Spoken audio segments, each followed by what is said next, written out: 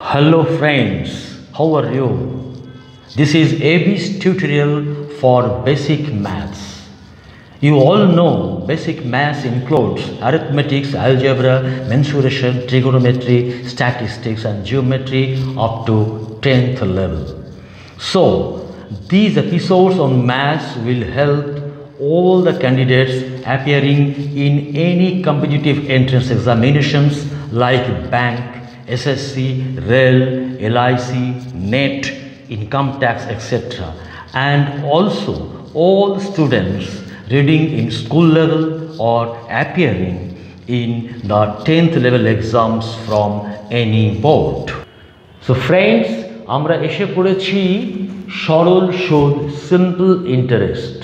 দেখো আমরা M17 মানে ম্যাথসের 17 নম্বর পর্বে আমরা এসে গিয়েছি এবং তোমরা জানো যে এবিস টিউটোরিয়াল ফর বেটার ইংলিশ বলেও আমাদের একটা জায়গা রয়েছে। সেখানে আমরা 99টা এপিসোড পর্ব করে ফেলেছি। সেখানে 200টার বেশি আমরা নিয়ম উইথ এক্সাম্পলস অ্যান্ড অ্যাপ্লিকেশনস সব কিছু নিয়ে আলোচনা করেছি। এবং এই যে M17 তার মানে M1 থেকে M16 এই 16টা পর্বের মধ্য দিয়ে আমরা শিখেছি প্রফিট অ্যান্ড লস, আমরা শিখেছি শতকরা, আমরা শিখেছি টাইম অ্যান্ড ডিস্টেন্স। এই তিনটে বিষয় কিন্তু আমাদের শেখা হয়ে গিয়েছে এবং ফর বেটার ইংলিশের যে অংশটা সেখান থেকে কিন্তু গ্রামারের মোটামুটি প্রায় সব রকম বিষয়কে আমরা কভার করেছি। So please subscribe এবিস tutorial. This the only channel যার মধ্য থেকে তোমরা অঙ্ক এবং ইংরেজি দুটোকেই একসাথে পেয়ে যাচ্ছ। আজকে এই যে সরল সুদ সিম্পল ইন্টারেস্ট, দেখো এখানে কোনো অঙ্ক আমি লিখিনি। তার কারণটাই হচ্ছে যে আজকে আমাদের এর বেসিক কনসেপ্টটাকে নিয়ে আমরা আলোচনা করব, যেটার মধ্য থেকে আমরা আগে যে বিষয়গুলো আমরা শিখেছি মানে সরল সুদ শিখেছি, শতকরা শিখেছি, প্রফিট অ্যান্ড লস শিখেছি, তাদের সাথে এই সরল সুদের ব্যাপারটাকে আমরা একটা রিলেট করে নিয়ে আলোচনা করব। তো দেখো প্রথমেই দেখো এখানে রেখেছি মনে রাখতে হবে। মনে রাখতে হবে বলে রেখেছি কি রেখেছি না সুদ, যেটাকে কিনা আমরা ইংরেজিতে ইন্টারেস্ট বলি। ওদের দেখো প্যাকেটের মধ্যে লাল কাজে লেখা আছে আই, এবং তারপর লেখা আছে আসল গুণ সময় গুণ সুদের হার। আমরা আসলকে পি দিয়ে বোঝাবো, সময়কে টি দিয়ে বোঝাবো।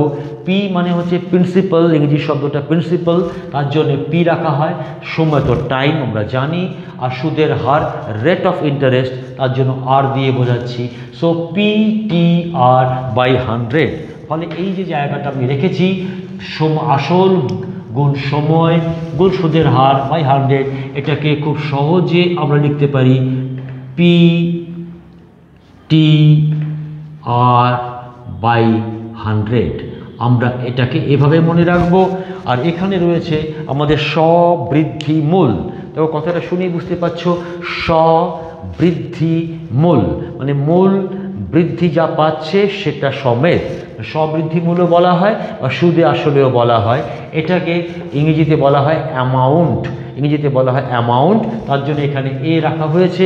এটা সমান কি হবে না সুদ যোগ আসল। সুদ মানে ইন্টারেস্ট আমরা আগেই জেনে গেছি, আই, এবং আসল মানে প্রিন্সিপাল আমরা পি জেনে গেছি।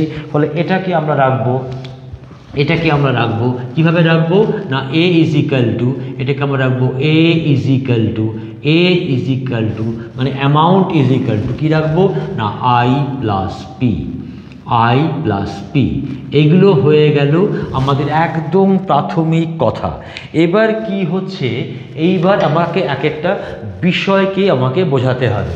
দেখো আসল তো একটা টাকা, তাই তো?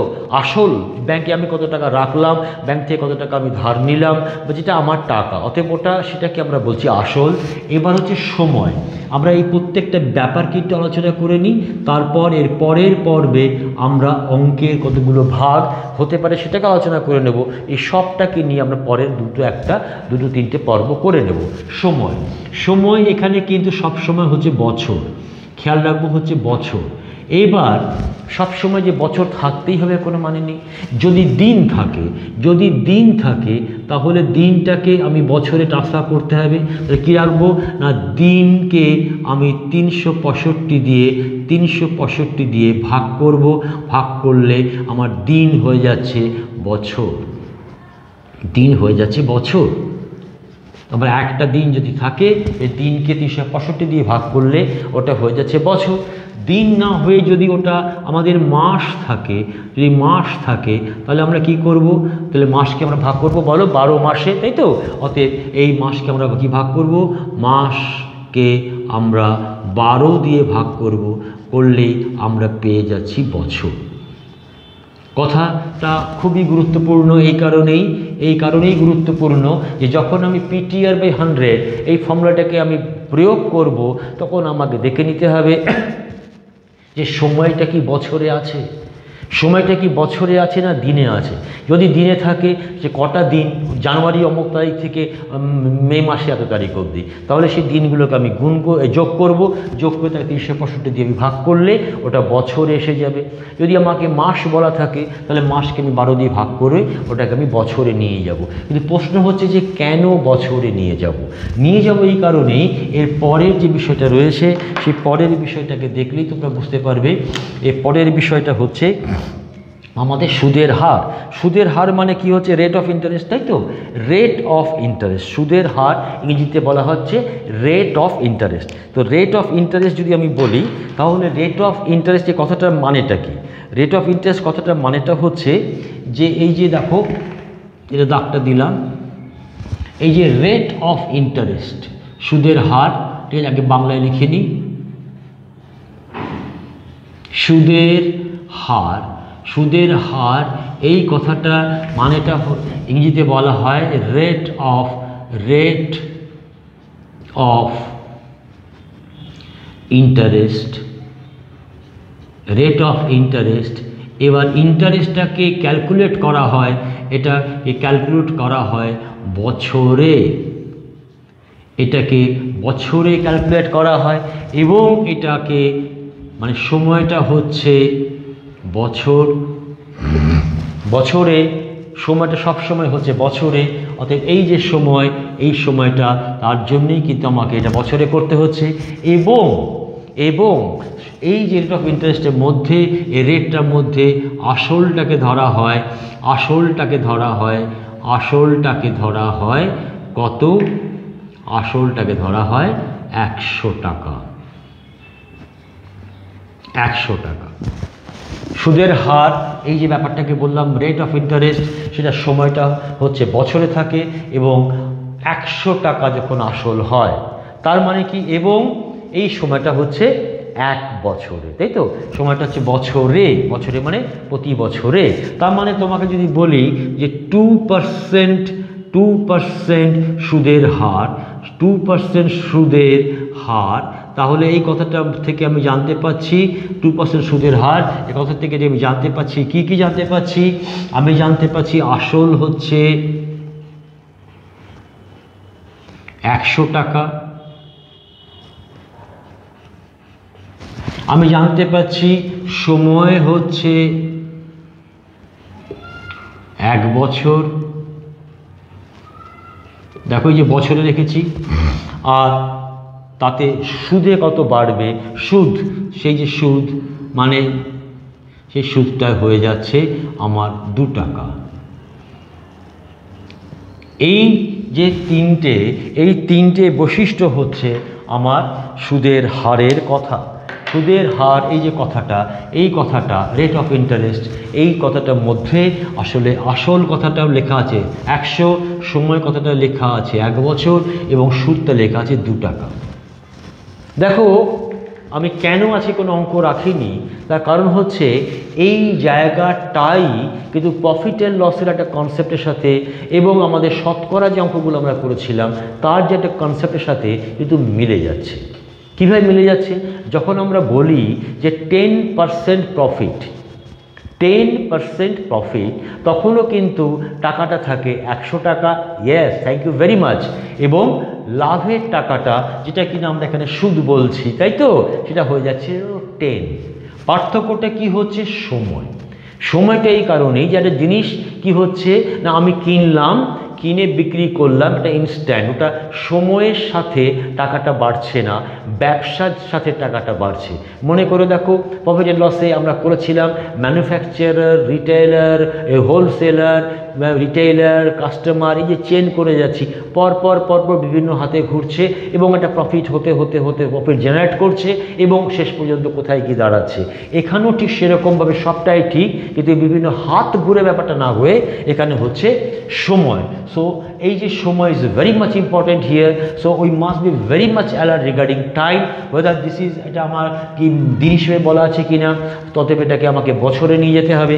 যদি আমাকে মাস দেওয়া থাকে আমাকে এটাকে বছরে নিয়ে যেতে হবে, কেননা বেসিক্যালি দ্য কনসেপ্টটা সম্পূর্ণভাবে ডিপেন্ড করছে বা লাই করছে কিসের উপরে না, এই যে আসল, সময় এবং সুদ, 100 টাকা, 1 বছর, 2 টাকা। এইবার যে কথাটা আমরা বলবো তোমাকে, সে কথাটা হচ্ছে, দেখো বিষয়টা হচ্ছে যে এবার একটু অন্যভাবে ব্যাপারটাকে রাখি, এটাকে একটু মুছে দিই, তোমাদের কাছে একটু সহজ করে দিই ব্যাপারগুলোকে।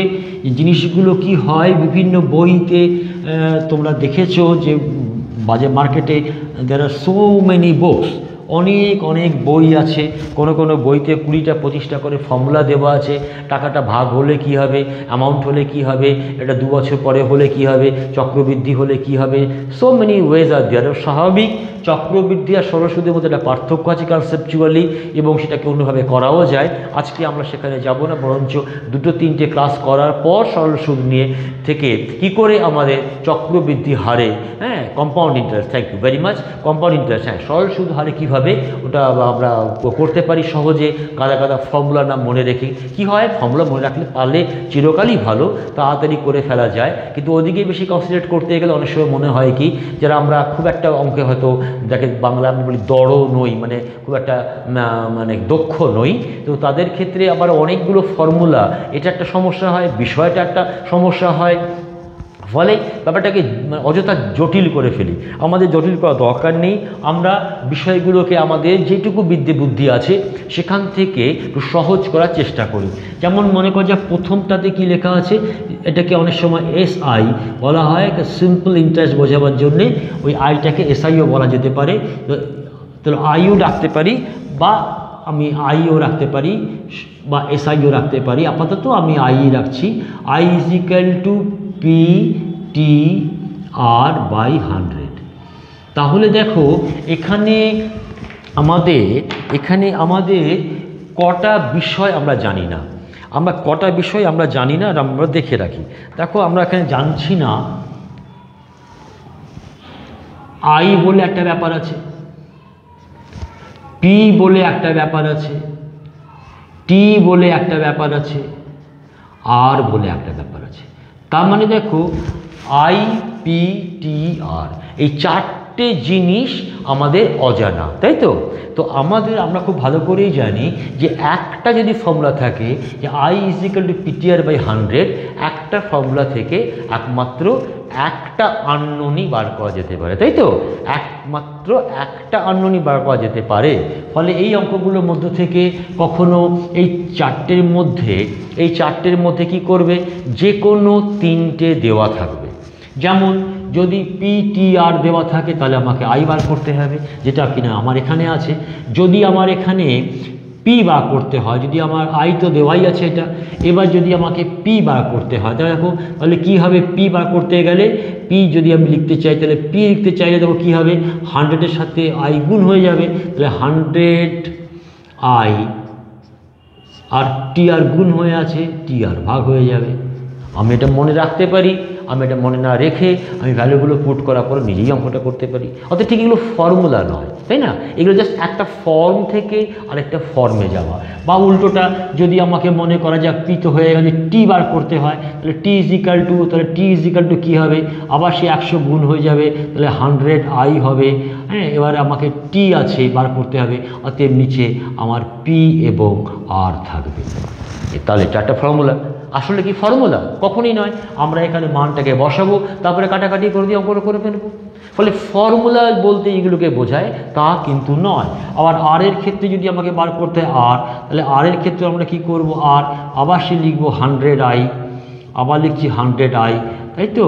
আর নিচে লিখছি আর চলে গেছে, তাহলে P/P and T, তো PT।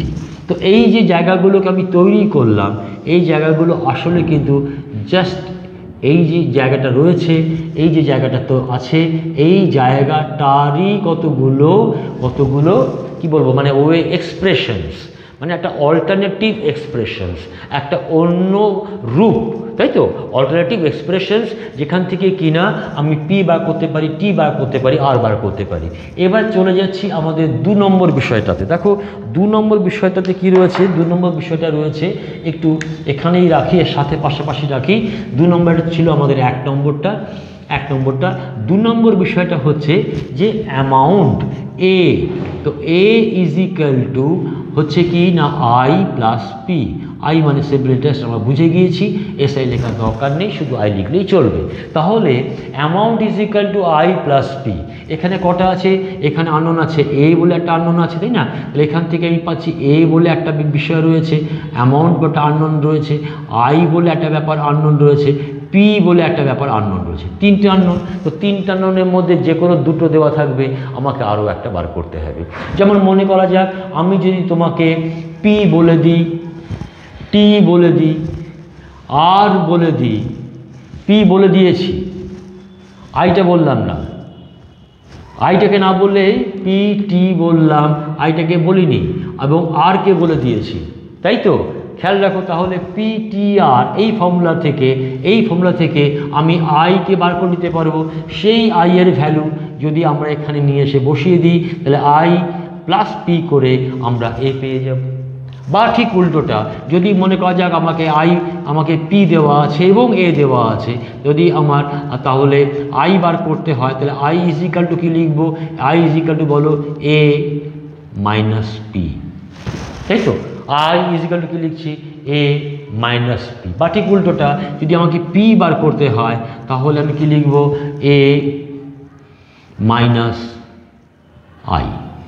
তাহলে এই যে জায়গাটা এবং এই জায়গাটা, তাহলে পিটিআর বাই 100 এবং A is equal to I plus P. তা এই দুটো কথা মনে রাখলেই কিন্তু এই যে এতগুলো, মানে এখানে 1টা 2টো 3টে আবার 2টো 5টা, এই এতগুলো বিষয় কিন্তু আমাকে মনে রাখতে হচ্ছে না।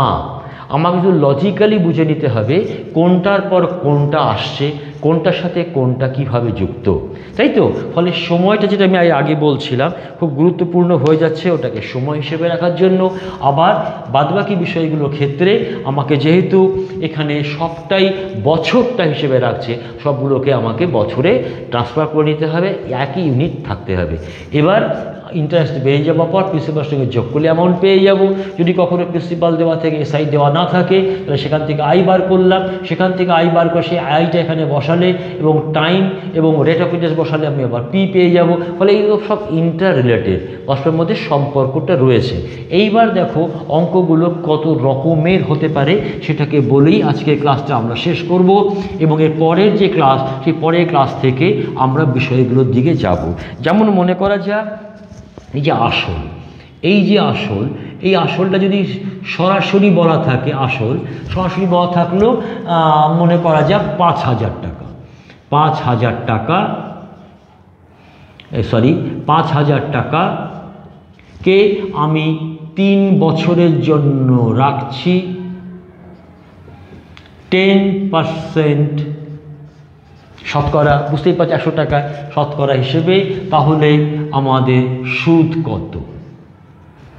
সুদ সমান কত? তা আমি স্ট্রেট ওয়ে কী করবো? সুদ মানে I is equal to PTR by 100। দেখো এগুলো আবারও বলছি, লেখার দরকার থাকে না আমাদের চাকরি বাকরি পরীক্ষায়, কিন্তু ফর্মাল যে এক্সামসগুলো হবে, মাধ্যমিক, আইসিএসসি, সিবিএসসি 10th লেভেলে যে এক্সামসগুলো হবে, বা স্কুলে যে পরীক্ষাগুলো হবে, তোমরা জানো 7 এখানটা আছে, 10 9 10-এ আছে, থ্যাংক ইউ। তো সেখানে কিন্তু আমাকে স্টেপিংসগুলোকে ফলো করতে হবে। তাহলে আমাদের পি দেওয়া আছে 5,000 টাকা, 5,000 টাকা, টাইম দেওয়া আছে 3 বছর, রেট অফ ইন্টারেস্ট দেওয়া আছে 10/100। আসলে এই 100টা যেটা আমরা এখানে লিখেছি এটা কিন্তু এই রেট অফ ইন্টারেস্টেরই 100। তাহলে দেখো 0 0 কেটে যাচ্ছে, 0 0 কেটে যাচ্ছে, আমরা আনসার পেয়ে যাচ্ছি। তাহলে কত হলো? 3 5 15, 3 5 15, তাই তো? 3 5 15, 1টা 2টো, তাহলে 1টা 2টো, তাহলে এই হচ্ছে আমার rate of interest. Sorry simple interest. এইবার যদি আমার রেট অফ ইন্টারেস্ট থাকে তাহলে আমরা কী করছি, মনে করা যাক এইটাকেই আমি রেখে দিলাম সুদ। দেখো কীভাবে রিলেট হয়, সুদটাকে বললাম 1,500 টাকা, সুদটাকে বলছি 1,500 টাকা, 1,500 টাকা বললাম। এইবার কি করলাম, আমি এইটাকে দিলাম না, তাহলে কি বললাম 5,000 টাকা 3 বছরে কত হার সুদে, মোট এত সুদ হবে। তাহলে কি করছি দেখো, মেলাও, আমাদের ফর্মুলাটা একই ফর্মুলা থাকছে, এবার কি আছে বলো, এবার আমার এখানে লেখা আছে অর, সুদের জায়গায় লেখা মান দেওয়া আছে 1,500 টাকা, প্রিন্সিপাল দেওয়া আছে 5,000 টাকা, সময় দেওয়া আছে 3, রেট অফ ইন্টারেস্ট জানি না বাই 100। তাহলে or R is equal to, R rate of interest is equal to 1,500 গুণ 100, তাই তো 1,500 গুণ 100, নিচে হচ্ছে 5,000 গুণ 3, তাহলে 0 0 0 0 0 0 কেটে গেল, 5 দিয়ে কাটলে 3, 5 দিয়ে কাটলে 3, আর এখানে 0 30, 3 দিয়ে কাটলে 10, তাহলে 10% ইজ দ্য আনসার। তো 10% পেয়ে গেল। আবার ঠিক ভাবো যে দেখা যাক যে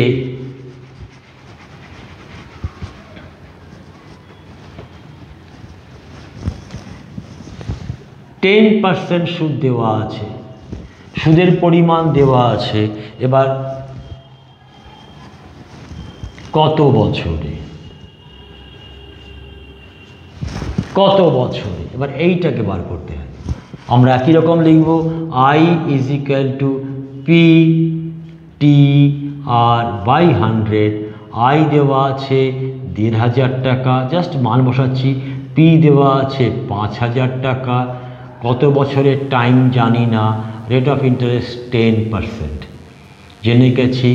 আর কি করলাম, টি ইজ ইকুয়াল টু, আবার সে একই কথা, 1,500 গুণ 100 বাই 5,000 গুণ 10। তাহলে কি দাঁড়াচ্ছে দেখো, 1 2 3 1 2 3, আবার এটাও কেটে যাচ্ছে, তাহলে কি থাকলো 3 দিয়ে কাটলে 15, শুধু 3 বছর বেরিয়ে গেল। দেখো পরপর কিন্তু মিলতে যাচ্ছে, তাই না? বিষয়টা কোনো জটিলই নয়। এইবার আবার একটা জায়গায় চলে যাই যেখানে কিনা, হ্যাঁ ঠিক ধরেছ, যেখানে কিনা 3 বছরে বলা থাকছে 1,500 টাকা সুদ বলা থাকছে, 3 বছরে বলা থাকছে 1,500 10% সুদে হারে বলা থাকছে, সুদের পরিমাণ বলা থাকছে, সেখানে থাকছে না আসলটা, তাহলে আমাদের একই formula, I is equal to PTR by 100। I এর জায়গা কি লিখব, 1,500 লিখব, 1,500 লিখলাম, পি জানি না, টাইম জানি, রেট অফ ইন্টারেস্ট জানি 10% বাই 100। তাহলে আমাদের পি ইজ ইকুয়াল টু কত হবে, পি ইজ ইকুয়াল টু আমাদের 1,500 গুণ 100 বাই 3 গুণ 10, তাহলে 0 0 কেটে যাচ্ছে, 3 দিয়ে কাটলে 3 5 15, 500 আর 10 গুণ করলে হচ্ছে 5,000 টাকা। তাহলে বোঝা যাচ্ছে ব্যাপারটা। এই যে বিষয়গুলো, সেই বিষয়গুলো সরাসরি এই ফর্মুলাটাকে ব্যবহার করে এই 3 রকমের অঙ্ক বা 4 রকমের অঙ্ক আমরা তৈরি করতে পারি। আমরা একবার আই কত, মানে সুদের হার কত বলে একটা প্যাটার্ন অফ অঙ্ক তৈরি করতে পারি। আমরা পি কত, প্রিন্সিপাল কত, সেটাকে বলে একটা অঙ্ক তৈরি করতে পারি। বছর সময় কত বলে একটা অঙ্ক তৈরি করতে পারি। সুদের হার কত বলে একটা অঙ্ক তৈরি করতে পারি। যেহেতু 4টে বিষয় রয়েছে, আই রয়েছে, পি রয়েছে, টি রয়েছে, আর রয়েছে, 4টে বিষয়। অতএব 4টে বিষয় দিয়ে সরাসরি আমরা 4টে প্যাটার্ন অফ অঙ্ক তৈরি করতে পারি ইন স্ট্রেট ওয়ে। এইবার যেখানে যাচ্ছি সেখানে হচ্ছে কি যে দেখো বিষয়টা তো এমন হতেই পারে যে আমি আমার আসলটা যেখানে রেখেছি সেখানে আমি কি করলাম, আমি আসলটাকে দুটো ডিফারেন্ট টাইমে, দুটো বিভিন্ন সময়ে, মনে করো আসলটাকে আমি 3 বছর রাখতে পারি, আসলটাকে আমি 5 বছর রাখতে পারি। তাহলে 3 বছরের জন্য একটা সুদ হবে, সুদের পরিমাণ হবে, তাই তো, সুদের পরিমাণ হবে, সুদের পরিমাণ হবে। আবার 5 বছরের একটা সুদের পরিমাণ হবে। খুবই স্বাভাবিক, দুটো সুদের পরিমাণের মধ্যে একটা পার্থক্য হবে, একটা পার্থক্য হবে, তাই তো। এবার আমি কি করলাম, আমি এই আসল ধরে নাও 5,000 টাকায় তোমাকে দিয়ে দিলাম। 5,000 টাকাকেই আমি ব্যাংকে রাখছি, আমি 3 বছর রাখছি এবং 5 বছর রাখছি। তার মানে কি হলো, আমার পি দেওয়া আছে, পি ইজ ইকুয়াল টু 5,000 টাকা দেওয়া থাকলো, টি ইজ ইকুয়াল টু একবার দেওয়া থাকছে 3 বছর, আরেকবার দেওয়া থাকছে 5 বছর। খুব ভালো কথা। তাহলে এবার রেট অফ ইন্টারেস্ট আছে আর আই আছে, তাই তো। এবার আমার মনে করো কি হলো না, রেট অফ ইন্টারেস্টটা দেওয়া নেই, আবার ইন্টারেস্টটাও দেওয়া নেই, দুটো জিনিস দেওয়া নেই, হতে পারে।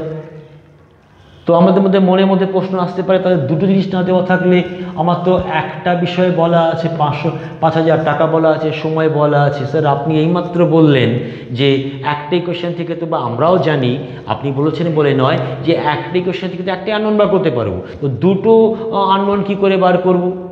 আসলে কিন্তু এখানে একটা বিষয় দেওয়া নেই, এখানে আমাদের দুটো ইকুয়েশন দেওয়া আছে, একটা 3 বছর, একটা 5 বছর।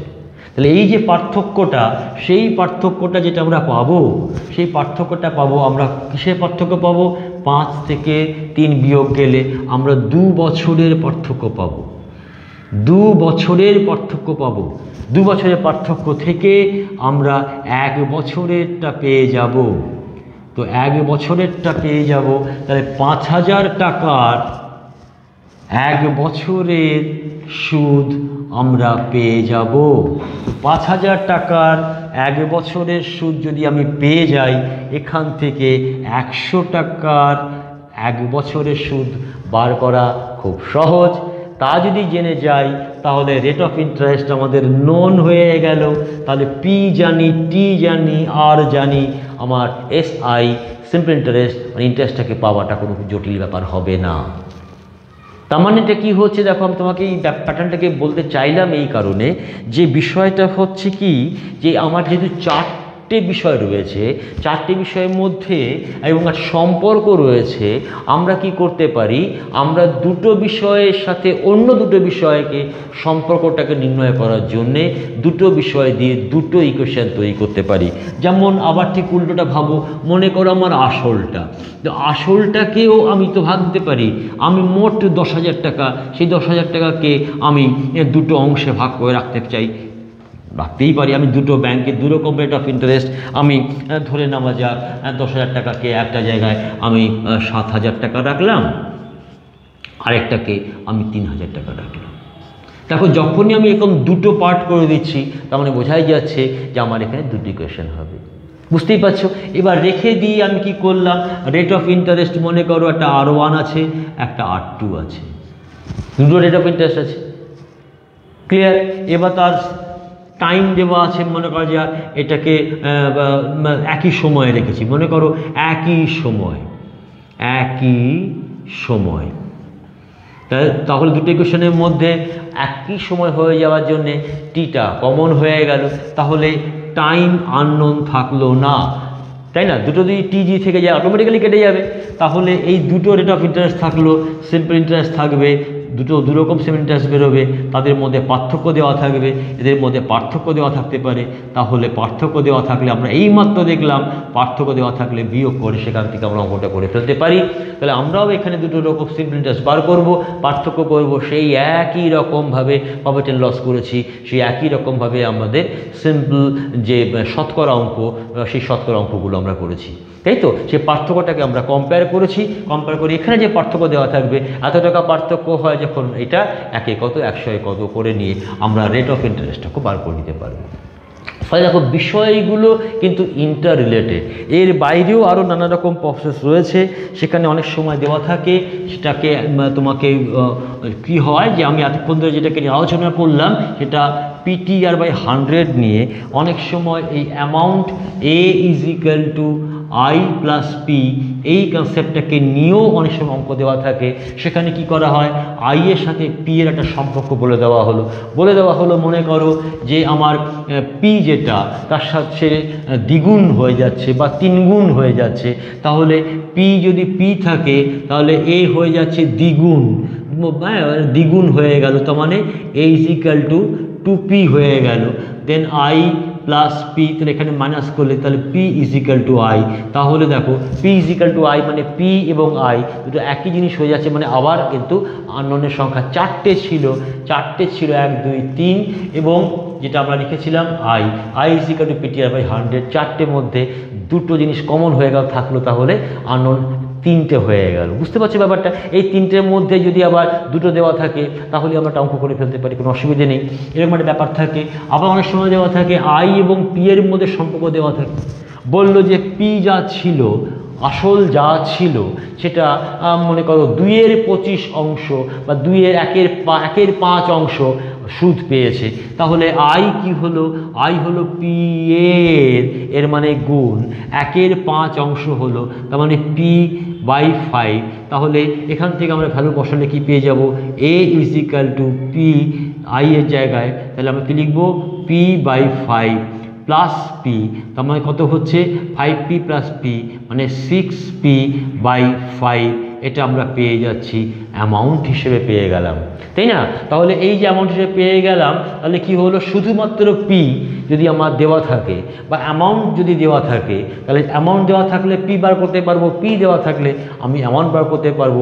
আমাকে এই যে প্রসেসটার মধ্যে আমাকে যেতেই হলো না, PTR এর মধ্যে আমার যেতেই হলো না, যেহেতু এখানে একটা P হচ্ছে কি, I হচ্ছে কি না P এর 1/5 অংশ, এরকম একটা সম্পর্ক দিয়ে দিয়েছে।